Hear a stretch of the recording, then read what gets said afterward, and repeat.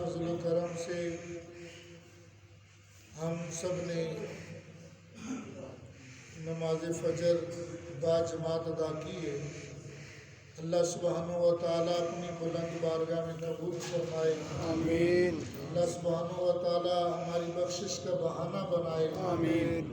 کتنے ہمارے ساتھ چلنے والے تھے آج نظر نہیں آ رہے، کتنے ہمارے ساتھ بیٹھنے والے تھے آج نظر نہیں آ رہے، کتنے ہمارے ساتھ کھانا کھانے والے تھے آج نظر نہیں آ رہے، کتنے فیکٹریوں میں جانے والے تھے آج نظر نہیں آ رہے۔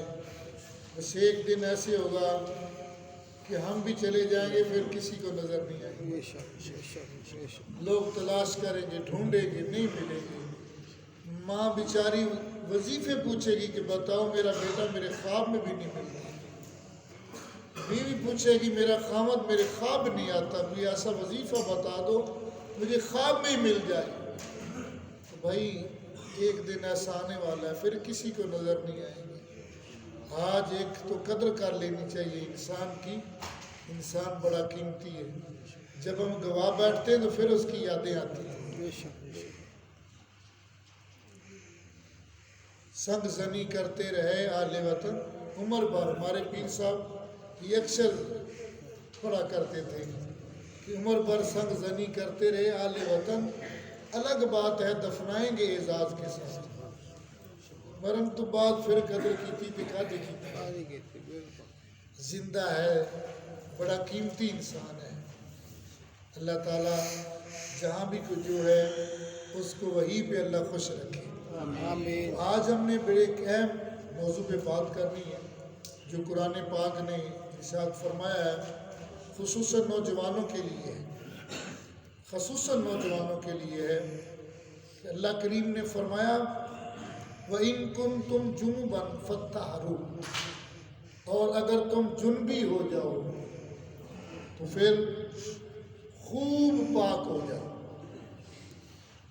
نہا کر غسل کر لینا چاہیے۔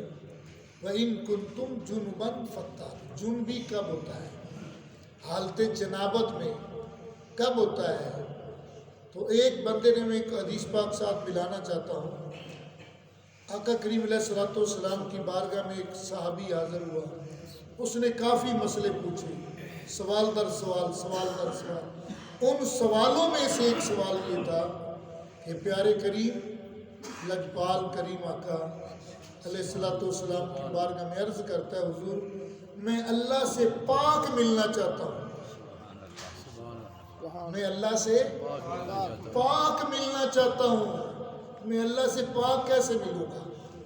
تو کریم آقا علیہ الصلوۃ والسلام نے بس 2 جملوں میں بات مکمل فرما دی، فرمایا جب بھی تم حالت جنابت میں ہو فوراً غسل کر لیا کرو، تم اللہ کو پاک ملو۔ سبحان اللہ، سبحان اللہ۔ اتنا بڑا وظیفہ بتایا، جب تم حالت جنابت میں ہو تو فوراً غسل کر لیا کرو، اللہ سے تم پاک ملو۔ اور یہ غسل کی کتنی اہمیت ہے۔ ایک اللہ کے نیک بندے تھے، بعض اوقات شیطان یہ تنگ کرتا ہے، شیطان تنگ کرتا ہے، ایک رات میں ان کو غسل کی کئی بار حاجت ہوئی، ایک ہی رات میں غسل کی ان کو حاجت کئی بار ہوئی، اور ان کا یہی معمول تھا کہ جب بھی حالت وہ جنابت میں آتے فوراً غسل فرما لیتے، یہاں تک کہ اتنی بار ان کو غسل در غسل کرنا پڑا کہ وہ سردی کی رات تھی، ٹھنڈا پانی تھا، وہ دنیا سے پردہ فرما لیا، صرف یہی تھا کہ میں ناپاک نہ ٹھہروں، میں فوراً غسل کر لوں۔ تو یہ حالت جنابت ایک تو میاں بیوی کے حقوق ادا کرتے ہوئے تو اس وقت یہ حالت ایسے پیدا ہو جاتی، اور وہ جو حالت ہے اس کو حالت جنابت کہتے ہیں اس کو، اور جتنی دیر بندہ اسی حالت میں پڑا رہتا ہے وہاں اللہ کے فرشتے نہیں آتے، اس گھر میں اللہ کے فرشتے نہیں آتے جتنی دیر تک میاں بیوی اپنی اس ناپاکی کی حالت میں گھر میں پڑے رہتے ہیں۔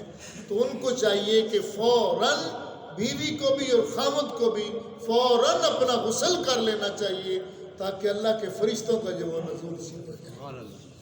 اور اس کے کئی اور چیزیں، وقت کم ہوتا ہے تو خصوصاً نوجوانوں کے لیے جو میں نے جملہ بولا ہے ان بیچاروں کو پتہ نہیں ہے، کئی بار مجھ سے مسئلہ پوچھتے ہیں کہ اس وقت کیا کرنا چاہیے، وہ ایک ایک دو دو تین تین دن تک ایسے ہی لگے رہتے ہیں،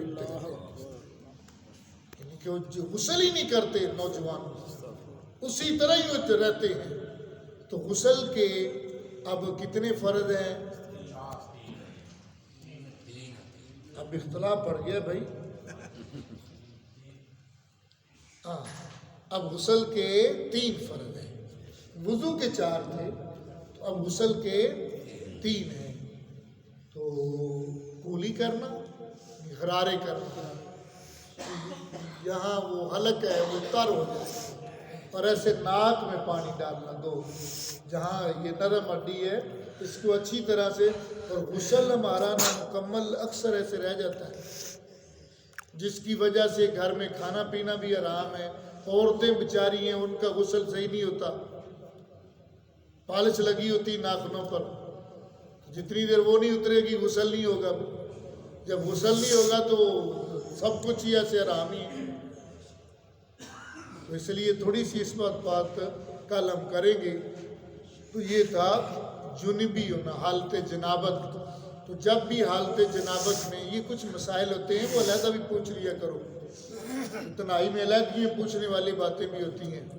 تو یہ غسل جو ہے یہ فرض ہے، غسل واجب ہے، اور غسل سنت ہے، غسل مستحب بھی ہے۔ یہ غسل کی قسمیں بھی ہیں بھائی، بعض اوقات غسل واجب ہو جاتا ہے بندے پر، بعض اوقات غسل سنت ہے، جیسے جمعے والے دن غسل کرنا، عیدین پر غسل کرنا، یہ سنت ہے۔ بعض مستحب بھی ہوتا ہے، بندے کی جسم بو آ رہی ہے، پسینوں سے شرابور ہے تو اس وقت بھی غسل کر لینا چاہیے تاکہ میرے جسم سے بو جو ہے نا ختم ہو جائے۔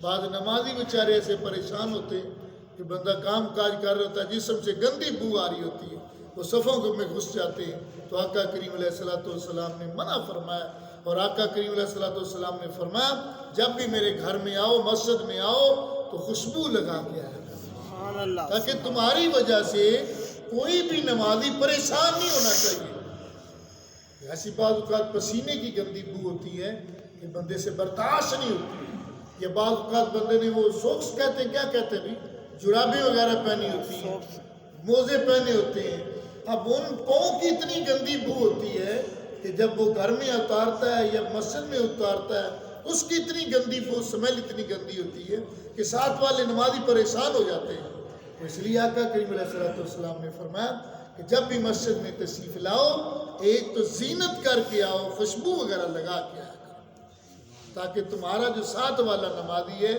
تمہاری وجہ سے اس کو پریشانی نہیں ہونی چاہیے۔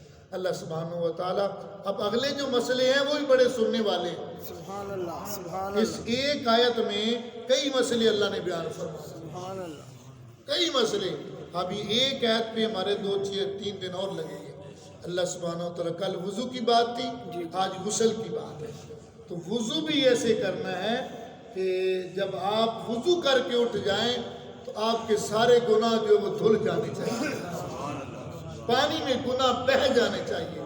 اور ارادہ جب ہاتھ دھوئیں تو بعض اوقات وہ باتیں کر رہے ہوتے ہیں، وضو بھی کر رہے ہوتے ہیں، کلمہ شریف پڑھ رہے ہوتے ہیں، نہ بھائی جو دعائیں مخصوص ہیں وہ اگر آتی ہیں تو ٹھیک ہے، اگر نہیں آتی تو بسم اللہ الرحمن الرحیم پڑھ کے خاموشی کے ساتھ وضو فرمائیں۔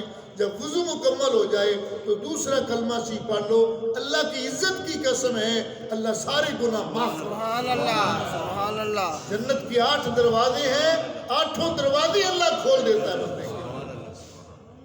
اللہ میں سمجھنے کی توفیق۔